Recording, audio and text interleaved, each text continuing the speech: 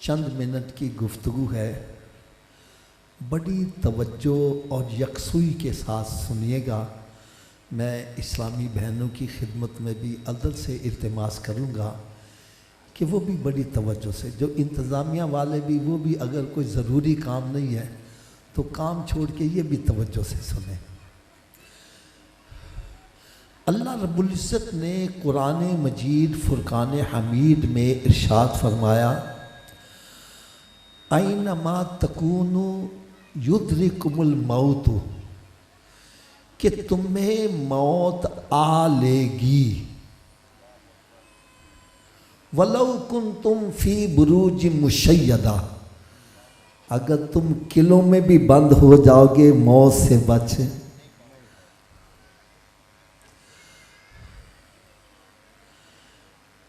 حضرت صاحب، آپ کو دنیا کے اندر ایسے بندے ملیں گے جو اللہ تعالیٰ کے وجود کا ہی انکار کرتے ہیں،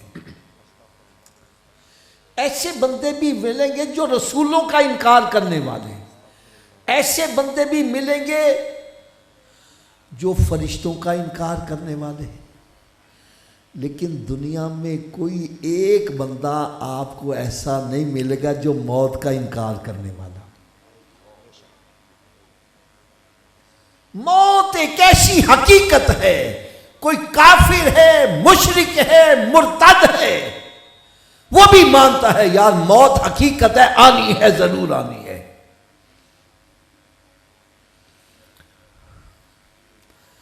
میں صرف اتنی سی بات عرض کروں گا، جب موت اتنی بڑی حقیقت ہے تو پھر ہم تیاری کیوں نہیں کرتے؟ اتنی سی میری گزارش ہے۔ قرآن مجید فرقان حمید میں رب تعالیٰ نے ارشاد فرمایا، کل نفس ذائقۃ الموت، ہر ایک نفس کو موت کا ذائقہ چکھنا ہے۔ فَإِذَا جَاءَ أَجَلُهُمْ لَا يَسْتَأْخِرُونَ سَاعَةً وَلَا يَسْتَقْدِمُونَ، جب موت کا وقت آ جائے گا نہ ایک پل آگے ہوگا نہ ایک پل پیچھے ہوگا۔ میرے آقا صلی اللہ علیہ وسلم نے ارشاد فرمایا، موت ایک ایسا جام ہے، ہر ایک کو پینا ہی پڑے گا۔ موت ایک ایسا دروازہ ہے، ہر ایک کو اس میں سے گزرنا ہی پڑے گا۔ موت ایک ایسا پل ہے، ہر ایک کو کراس کرنا ہی پڑے گا۔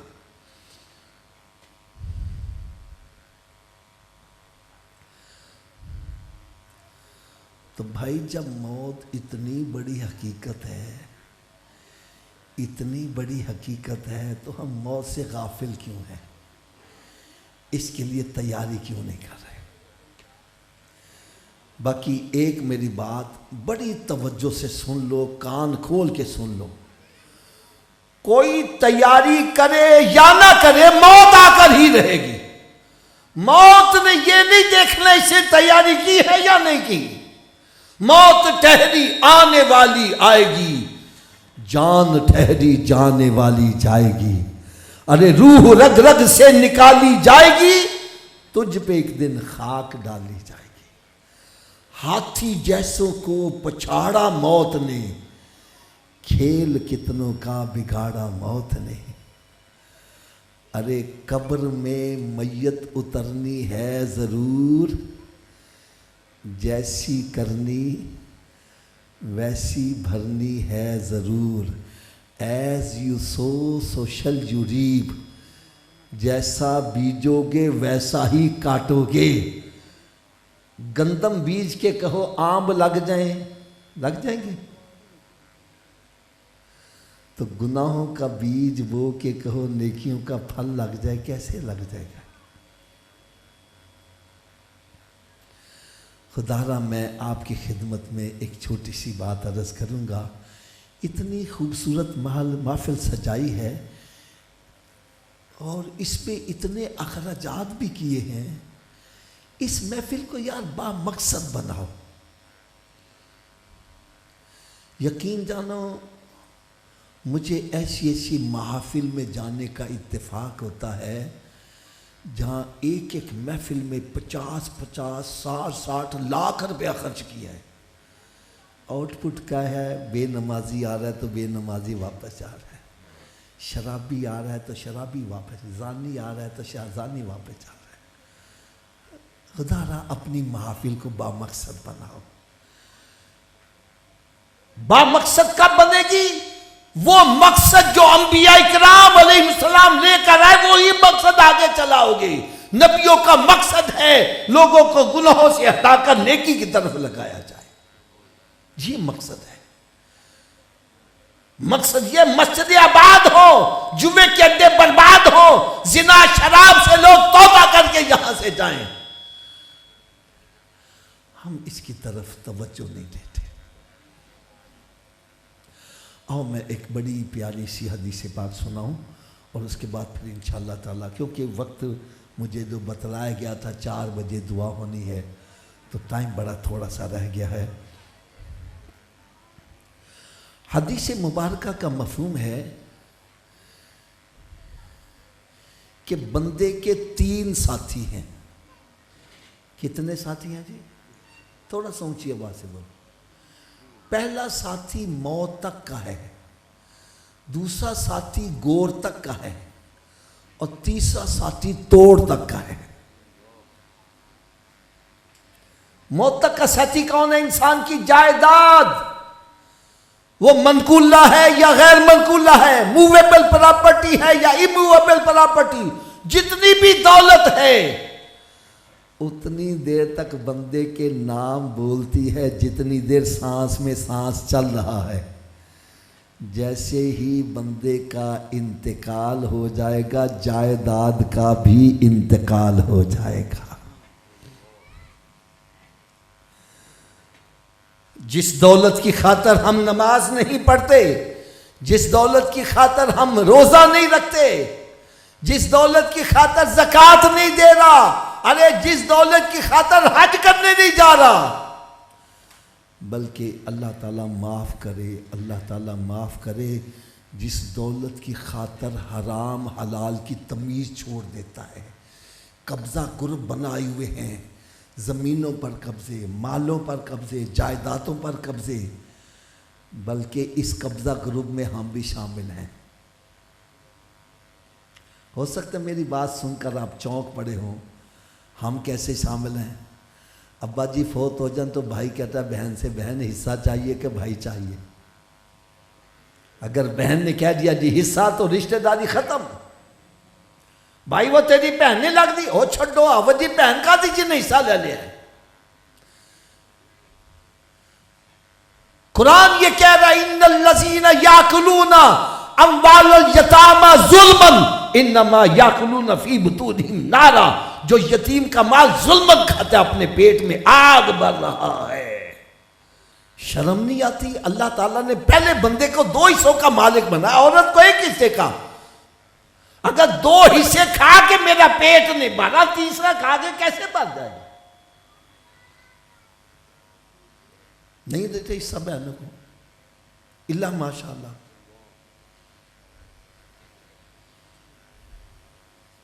میں کہتا چلو کر لو قبضے، پورے لاہور تے قبضہ کر لو.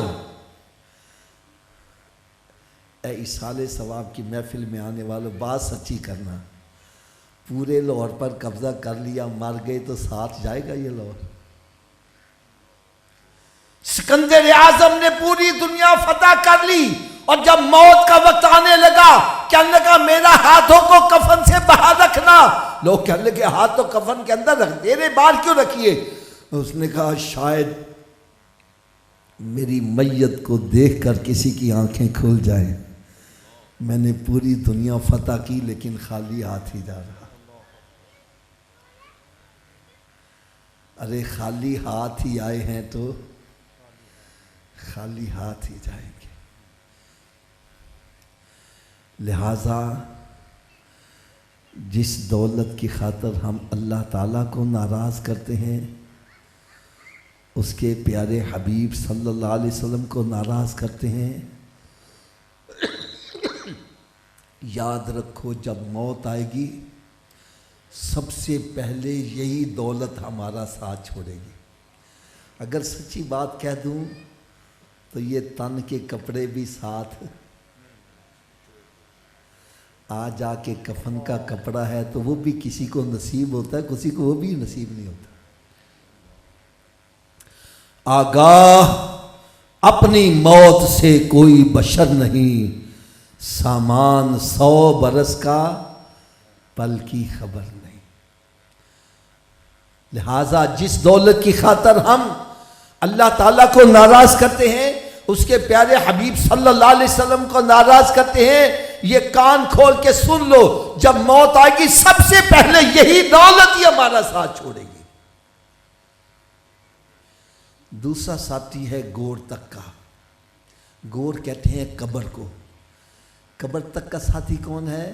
وہ ہیں رشتہ دار، عزیز و اقربا، لنگوٹی یار، جڑے کہتے ہیں آسا نہ شراب پیو ہو مت گھبرا، اسی تیرا ساتھ نہیں چھڑا، اسی تیرے نال بناں گے۔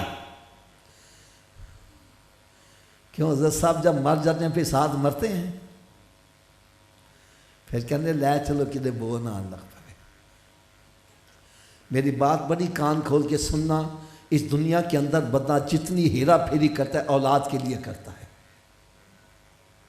جتنے بھی فرار کرتا ہے، جھوٹ، رشوتیں، یہ جو کچھ ہے سب اولاد کے لیے کرتا ہے، اور دوستوں کو راضی کرنے کے لیے شراب پیتا ہے، جوا کھیلتا ہے، بدکاری کرتا ہے۔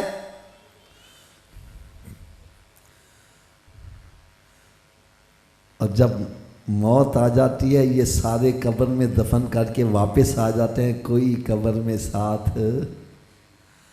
میاں محمد رحمۃ اللہ کیسی پیاری ترجمانی فرماتے ہیں، آپ ارشاد فرماتے ہیں کتھے نہیں تیرے گھر والے جنہ لئی شے تو پاپ کماندا، جڑے کہندے سی مراں گے نال تیرے، جو نویں بازیاں آ رہی نہیں، کہاں گئے وہ سارے؟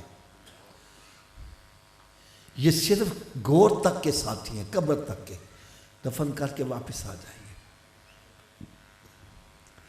اب توڑ کا ساتھی کون ہے؟ وہ ہیں بندے کے اعمال۔ تھوڑا سا اونچی آواز سے بولو، کون سے ہیں؟ نیک ہیں تو وہ بھی ساتھ ہی رہیں گے، اللہ نہ کرے اگر برے ہیں تو وہ بھی ساتھ ہی رہیں گے۔ اس لیے سرکار دو عالم نور مجسم صلی اللہ تعالیٰ علیہ وسلم نے ارشاد فرمایا کہ قبر یا تو جنت کے باغوں میں ایک باغ بن جائے گی یا پھر دوزخ کے گڑھوں میں ایک گڑھا بن جائے گی۔ اعمال اچھے کر کے جائے گا، وہی قبر جنت کے باغوں میں باغ بن جائے گی، اور اللہ نہ کرے اگر معاملہ اس کے برعکس ہے، نہ نماز پڑھتا ہے، نہ روزہ رکھتا ہے، نہ زکوٰۃ دیتا ہے، نہ حج کرتا ہے، نہ ماں باپ کا ادب و احترام کرتا ہے، نہ صلہ رحمی کرتا ہے، نہ حلال حرام کی تمیز کرتا ہے، ایسا بندہ جب قبر میں جاتا ہے، قبر کہتی آنے والے تیرا آنا مبارک نہ ہو، تیرے آنے سے پہلے میں مٹی کا ڈھیر تھی، تیرے آنے کی وجہ سے میرے اندر جہنم کی طرف سے کھڑکی کھولی گئی ہے، تو نے مجھے آ کے ستایا، اب میں قیامت تک تجھے چین سے نہیں رہنے دوں گی۔ فرماتے ہیں قبر ایسے کھلتی ہے، اور پھر جب آپس میں آ کے ملتی ہے تو بندے کی پسلیاں ٹوٹ پھوٹ کے ایک دوسرے میں پیوست ہو جاتی ہیں۔ میں آپ کے سامنے ایک چھوٹی سی لمحہ فکریہ رکھنے لگا ہوں۔ اللہ تعالیٰ سے میں دعا کرتا ہوں اللہ تعالیٰ ہر مسلمان کو بیماریوں سے محفوظ رکھے، ذرا اونچی آمین کہہ دو، اور جو بیمار ہو چکے ہیں اللہ تعالیٰ ان کو شفاء کاملہ عطا فرمائے۔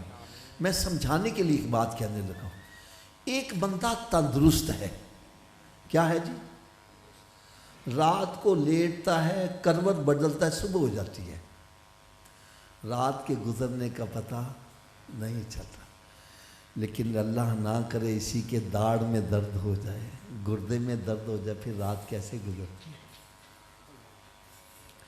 ایک ایک لمحہ کئی سالوں کا لگ رہا ہے، گھڑی کی طرف دیکھ رہا ہے، وقت گزرنے کا نام نہیں لے رہا۔ میں ہاتھ باندھ کر اسلامی بھائی اور اسلامی بہنوں کی خدمت میں عرض کروں گا، خدا را تھوڑی دیر سوچ لو، اگر دنیا کے اندر اللہ نہ کرے تھوڑی سی تکلیف آ جائے، دنیا کی رات گزارنا مشکل ہو جائے، اللہ نہ کرے اگر قبر میں عذاب آ گیا تو قبر کی رات کیسے گزرے گی؟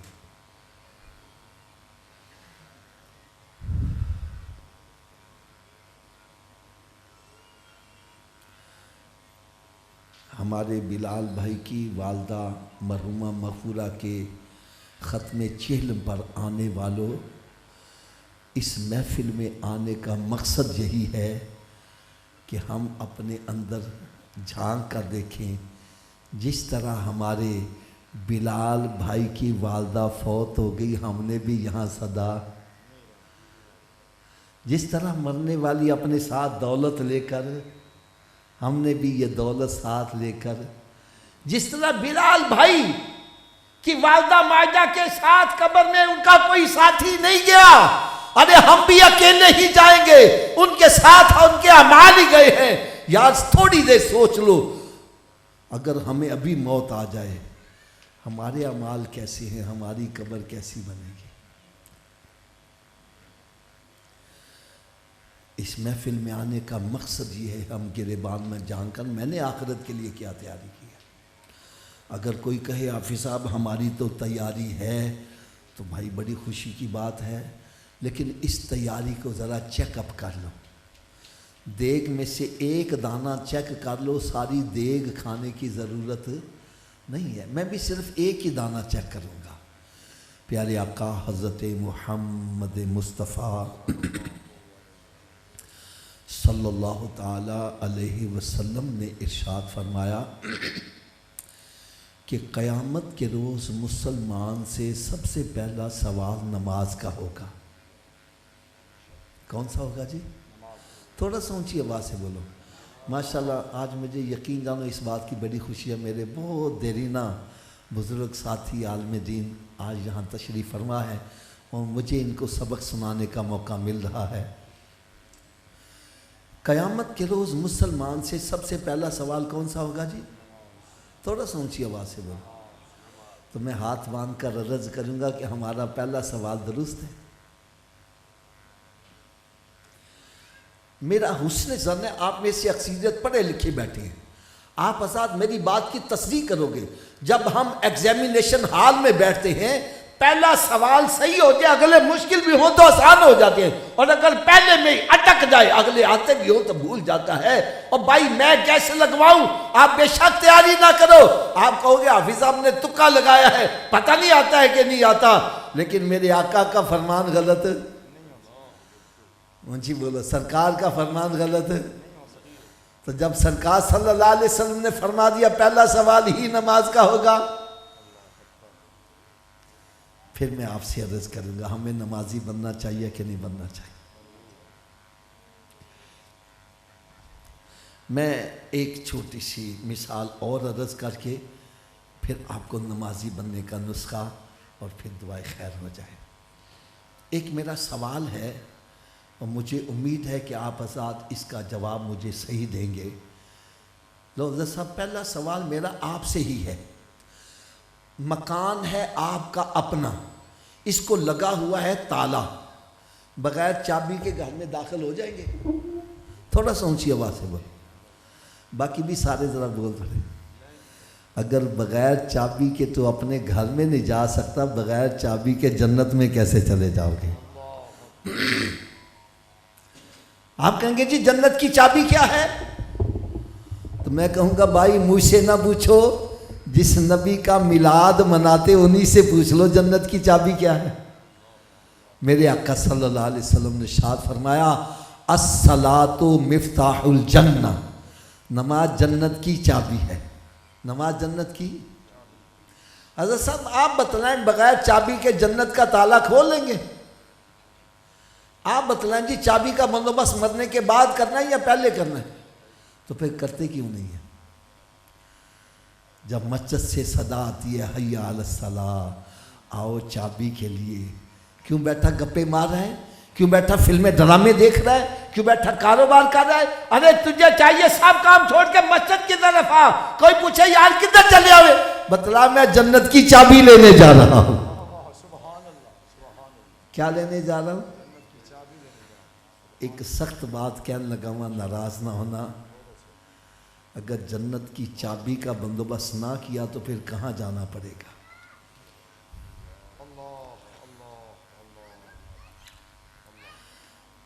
آج دنیا کی تھوڑی سی گرمی برداشت نہیں ہوتا پاتی، دوزخ کی گرمی کیسے برداشت کریں گے؟ خدا را اپنے آپ کو دوزخ سے بچانے کے لیے جنت کا بندوبست کر کے جاؤ. چلیں حضرت صاحب آپ ہی بتلا دیں کیا ہر چابی ہر تالے کو لگ جاتی ہے؟ اس کی کیا وجہ ہے؟ چلیں وجہ بھی بتلا دوں. اصل میں تالے کے اندر ہوتے ہیں لیور. جتنے لیور کا تالا ہوگا چابی کو اتنے دانتے پڑے ہوں گے تو چابی گھومے گی. چابی گھومے گی تو تالا کھلے گا. ایسا ہی ہے نا جی. تو آؤ میرے بلال بھائی کی والدہ مرحومہ مغفورہ کے اصالِ ثواب پر آنے والوں، میں آپ کو یہ بھی بتلا دوں جو جنت کو تالا لگا اس کے 5 لیور ہیں. کتنے لیور ہیں جی؟ پہلے لیور کا نام ہے فجر. دوسرے کا نام اونچی بول دو یار. تیسرے کا، چوتھے کا، 5ویں کا. جو ایک نماز پڑھتا ہے ایک دانتا ڈال رہا ہے، ایک دانتے سے تالا کھل جائے گا. 2 سے، 3 سے، حضرت صاحب 4 سے تو کھل جائے گا. کب کھلے گا؟ تو پھر آج کے بعد کتنی نمازیں پڑھنی ہیں؟ نہیں سب کی نہیں آواز آ رہی. یہ سب کی آواز پتہ کیوں نہیں آ رہی؟ حافظ صاحب 5 پڑھیں گے کیسے؟ تو چلو نسخہ بھی میں بتلا دیتا ہوں. میرے نسخے پر عمل کرو سارے نمازی بن جاؤ گے. لیکن صرف ایک شرط ہے، نسخہ استعمال کرنا پڑے گا. یہ تو آپ بھی جانتے ہیں 10,000 روپیہ ڈاکٹر کو فیس دے کے نسخہ لے آؤ. نسخہ گھر میں رکھ چلو، آرام آ جائے گا؟ کب آرام آئے گا؟ تو ڈرو نا، میں آپ سے پیسے نہیں مانگتا، میں فی سبیل اللہ نسخہ دوں گا. اور دعویٰ ایسا ہے اگر نمازی نہ بنو تو میں آپ کا مجرم. کر لو گے استعمال؟ تو جی نسخہ صرف اتنا ہے، اگر یہ وجود نماز نہ پڑھے. کیا میں نے کہا جی؟ اگر یہ وجود تو اس وجود کو رب کا رزق نہ کھلاؤ. بس اتنا سا نسخہ ہے. اور بات بھی میں سچی کر رہا ہوں. جو وجود رب تعالیٰ کے آگے نہیں جھکتا، کیا وہ اس قابل ہے کہ اس کو رب کا رزق کھلایا جائے؟ اور روٹی سامنے رکھی اپنے منہ میں نہیں جاتی، پکڑ کے لے جاؤ، مت لے جاؤ. یہ روٹی مانگے بولو نہیں، پہلے نماز پھر بعد میں روٹی. تو کیا خیال ہے نمازی بن جائے گا کہ نہیں بنے گا؟ تو اس نسخے پر عمل کون کون کرے گا؟ سبھی ہاتھ اونچا کھڑا کر کے یار بلند آواز سے انشاءاللہ کا نعرہ تو لگا دو. یا سچی بات بتلاؤ، ہم سارے نمازی بن جائیں، ہمارے بلال بھائی کی روح، اس کی والدہ کی روح کتنا خوش ہو جائے. یہ ہے محفل میں آنے کا مطلب. یہ نہیں آئے 2-4 ناتا سنیا، ہاتھی لائے، لنگر کھادا تے مچھا نتا دیں دے آ گئے. کوئی کہتا نمک صحیح نہیں، کوئی کہتا مرض صحیح نہیں، کوئی کہتا بلال بھائی دی ماں نے کہا روز مرنا سی روٹی تے چنگی کھوا دینا. ہم نے آج مقصد یہ بنایا ہوا ہے.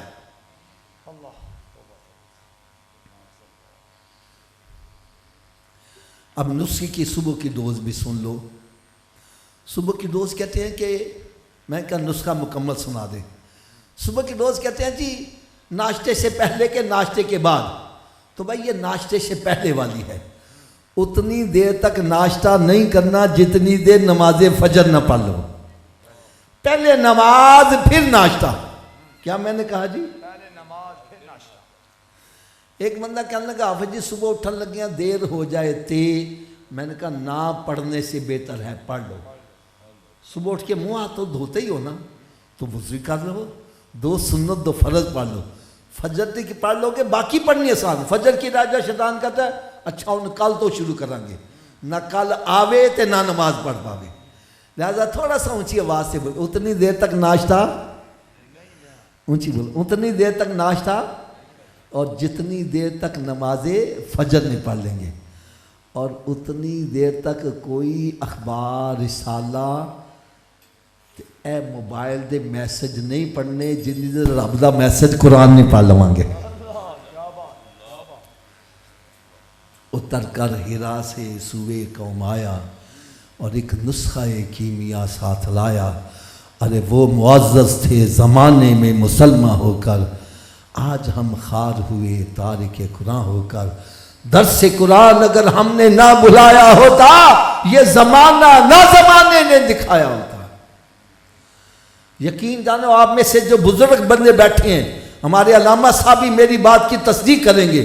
ہم جب چھوٹے چھوٹے ہوتے فجر کی نماز پڑھنے جاتے، جس مکان کے آگے سے گزرتے تھے اندر سے تلاوت کلام پاک کی صدائیں آیا کرتی تھی. اور برکت کتنی تھی, ایک بندہ کمانے والا ہوتا, پورا ٹبر کھانے والا, اور دولت پھر بھی ختم نہیں ہوتی تھی. اگر میں یہ بات کہہ دوں تو بے جانا ہوگا. ان بزرگوں کے چھتے ہوئے مکانوں میں ہم بیٹھے ہیں, ہماری اوقات نہیں کہ ایک مرلہ جگہ خرید سکیں. اور آج صبح فجر کے وقت جاؤ, ایسے لگتا ہے جب میں قبرستان سے گزر کے جا رہا ہوں.